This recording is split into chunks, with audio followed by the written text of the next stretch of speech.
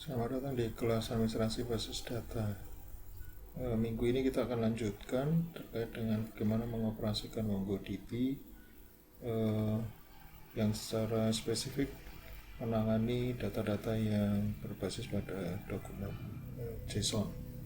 Minggu yang lalu sudah kita pelajari dan Anda saya minta untuk juga sudah melakukan instalasi di komputer Anda, dan Anda saya minta juga sudah memahami bagaimana JSON dioperasikan.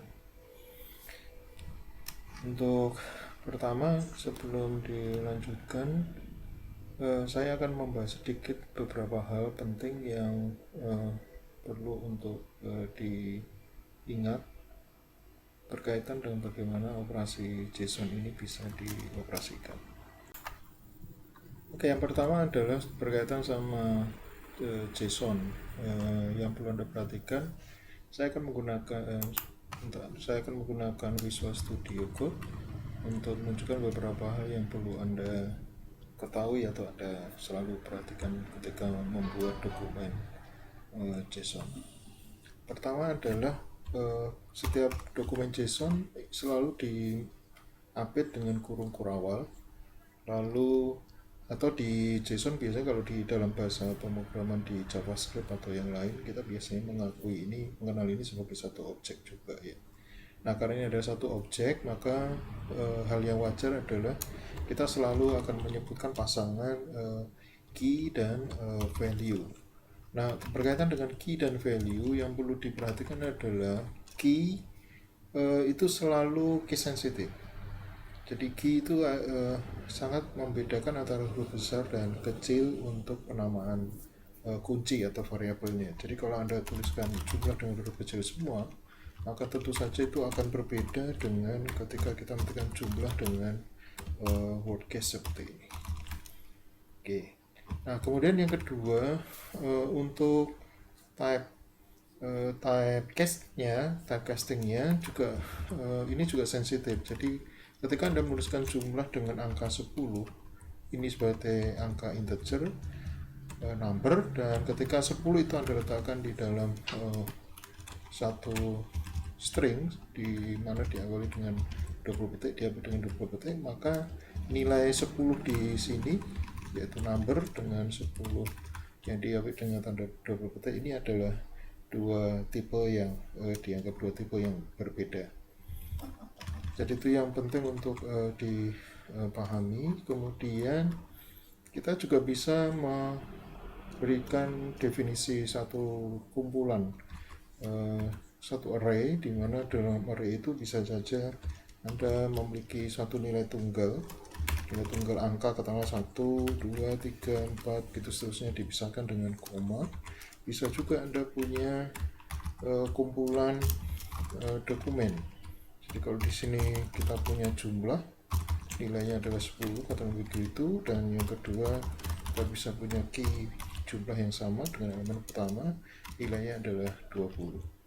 Maka ini kita sebut sebagai satu koleksi dokumen yang selalu konstan gitu ya. Jadi ini tipe dokumennya sama. Nah, ada juga kondisi bahwa koleksi itu punya tipe dokumen yang atau struktur dokumen yang berbeda. Jadi kalau seperti yang tadi sudah saya jelaskan di awal, jadi kalau Anda memberikan definisi seperti ini dalam satu array ya, maka tentu saja ini dianggap sebagai satu struktur yang dinamis, karena dalam satu array kita punya beberapa jenis kunci yang berbeda. Apalagi kalau seandainya kita memberikan tambahan seperti ini nilainya, misalnya ini adalah katakanlah ini adalah barang, 20 adalah untuk jenis buku, katakanlah begitu. Nah, ini kita sebut sebagai dokumen yang dinamis.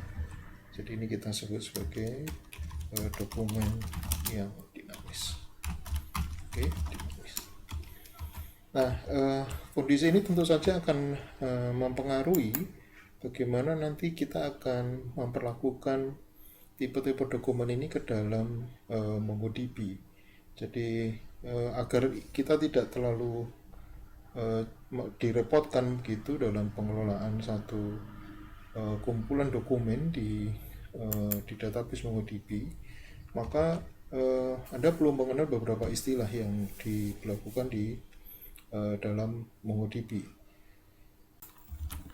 Nah, istilah yang pertama terkait dengan MongoDB adalah yang kita sebut dengan database. Jadi kalau saya gambarkan di sini sebagai saya tuliskan dulu ya. Jadi yang pertama adalah yang kita kenal dengan database.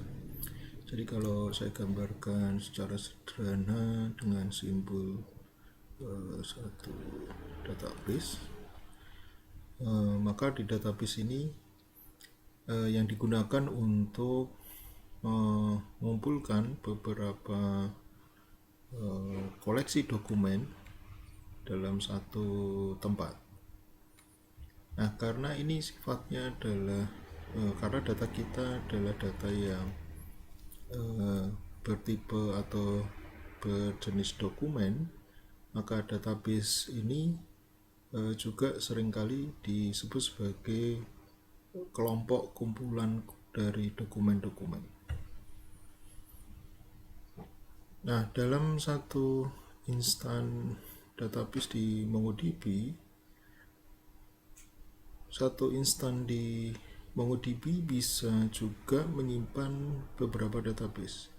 Jadi tidak hanya satu database saja, tapi bisa menyimpan beberapa database. Nah, konsep ini sama seperti kalau kita di sebelum TTS sudah mempelajari MariaDB. Konsep ini sedikit berbeda lagi kalau kita bicara database Oracle. Oke. Nah, di dalam pembuatan satu database di MongoDB, yang perlu untuk dipahami adalah beberapa aturannya. Jadi beberapa aturan terkait dengan penamaan ya, khususnya penamaan di database di MongoDB adalah antara lain yang pertama, tidak boleh kosong. Jadi tidak boleh karakter kosong. Oke. Yang kedua adalah tidak boleh mengandung berisi karakter khusus yang sering kali kita sudah gunakan khusus, yaitu misalnya bagi, garis miring, terbalik, double petik, petik tunggal, koma, tanda tanya, bintang, dolar, dan seterusnya. Jadi itu tidak boleh kita gunakan. Termasuk juga karakter null. Karakter null di ASCII itu kita berikan dengan backslash null, angka 0 di sini ya. Jadi ini adalah kita sebut dengan karakter ASCII null. Yang tidak boleh lagi juga panjang, maksimal panjang nama ya. Jadi panjang byte untuk nama adalah 64 byte. Jadi panjang nama database tidak boleh lebih dari 64 byte. Lalu kemudian nama database sifatnya adalah case insensitive. Jadi antara huruf besar, huruf kecil itu tidak berpengaruh. Oke. Nah, itu yang penting untuk diketahui untuk nama database. Nah, yang berikutnya adalah bahwa di MongoDB itu sudah ada beberapa database bawaan. Jadi kalau kita nanti kita lihat ketika masuk ke pertama kali ke dalam database, ke dalam instan MongoDB, kita akan sudah menerima ada 3 database. Jadi pertama adalah jadi ada 3 database default. Oke, satu adalah database admin, yang kedua adalah lokal, kemudian yang ketiga adalah config. Untuk database admin ini digunakan untuk mendukung autentikasi dan otorisasi. Oke, itu adalah untuk admin. Jadi database ini sangat penting untuk pendefinisian operasi-operasi administratif dalam instan database Anda. Lalu kemudian lokal ini digunakan ketika kita menggunakan atau memasang database MongoDB sebagai satu single server. Jadi single server, ataupun kalau dalam satu himpunan replikasi lokal database ini kita juga digunakan untuk mendukung proses replikasi dari antara master, dalam hal ini adalah local database, data-data kita di situ, kemudian juga dengan membantu, jadi database lokal ini membantu dalam proses replikasi dari data kita ke dalam beberapa database slave-nya dalam proses replikasi. Lalu kemudian yang ketiga yang disebut dengan config. Config ini digunakan oleh MongoDB untuk membantu dalam pendefinisian informasi, penyimpanan informasi, metadata dan segala macam yang dibutuhkan untuk penanganan atau pendefinisian cluster. Jadi 3 database ini menjadi penting karena dengan 3 database ini gampangannya 3 database ini adalah database inti dari setiap database yang kita buat dalam instan di MongoDB. Oke. Lalu kemudian yang istilah yang lain yang kita juga mungkin kita akan dengar adalah namanya namespace. Jadi ada istilah lain nama namespace. Namespace ini sebetulnya lebih bicara soal satu koleksi gitu. Jadi satu koleksi itu akan dirujuk dengan satu namespace. Jadi kalau kita punya misalnya sebagai contoh maaf ini saya hapus dulu ya, saya kembali ke tadi ya, gambar database-nya ya. Jadi kalau saya kembali ke contoh ini, misalnya karena ini adalah database, katakanlah ini database-nya adalah bernama CMS, lalu kemudian di dalamnya ada koleksi namanya adalah blog, katakanlah begitu ya. Jadi ini adalah koleksi. Jadi dalam satu database itu akan ada koleksi. Lalu kemudian di dalam hal ini maka namespace dari koleksi ini yaitu koleksi blog, maka namespace ini itu akan bisa kita tulis dengan namespace-nya adalah CMS, nama database-nya, titik, nama koleksinya. Oke, jadi ini yang kita sebut sebagai namespace. Oke, kurang lebih begitu.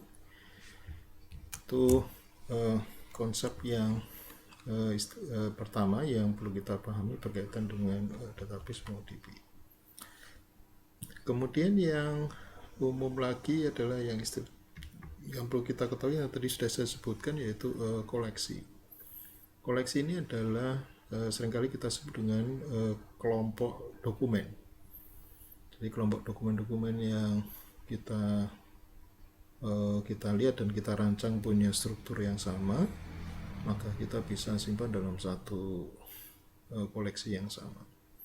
Nah, kalau kita bandingkan sama database MariaDB sebagai contohnya, maka kita akan mengenal bahwa istilah di sini satu dokumen yang disimpan dalam satu koleksi itu disebut sebagai record atau baris, sedangkan koleksinya di mana adalah merupakan kumpulan dari dokumen. Koleksi berarti kita juga kita analogikan sebagai sebuah tabel. Oke.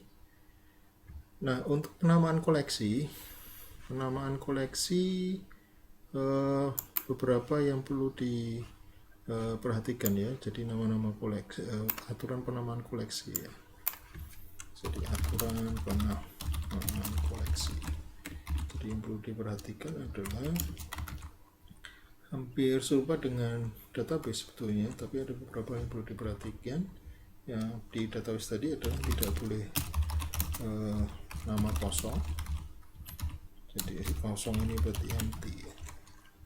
Kemudian tidak boleh juga karakter-karakter khusus ya. Terus kemudian juga tidak boleh menggunakan nama koleksi yang sudah digunakan oleh sistem. Jadi misalnya adalah sistem itu sendiri ya. Oke. Ya, itu yang paling penting. Jadi di sini tidak boleh menggunakan nama koleksi yang sudah digunakan sistem. Oke, contohnya adalah sistem. Tidak boleh ya. Oke, lalu kemudian yang tadi terakhir adalah aturan yang terakhir juga tidak boleh pakai karakter khusus ya. Mengandung karakter khusus. Contoh yang paling disarankan untuk dihindari adalah karakter double. Oke. Baik, jadi sampai itu untuk beberapa hal yang berkaitan dengan database dan koleksi. Ada istilah lain kalau misalnya kita menginginkan bahwa di dalam koleksi itu isinya bisa sangat beragam, jadi struktur dokumennya itu bisa bermacam-macam begitu, maka biasanya koleksi itu kita sebut sebagai satu skema yang dinamis. Jadi untuk itu biar tidak terlalu sulit dalam hal penanganan satu koleksi, maka disarankan kita memastikan bahwa struktur dokumen dalam satu koleksi itu memiliki satu struktur yang sama agar itu menjadi memudahkan bagi dalam pengelolaan. Lalu kemudian tipe, terutama tipe data ya, tipe data yang digunakan itu sebaiknya juga konsisten ya. Jadi selain struktur juga tipe juga sebaiknya konsisten agar itu juga memudahkan kita dalam penanganan. Baik, jadi untuk saat ini itu istilah-istilah yang saya kira cukup penting untuk bisa dipahami saat ini. Oke.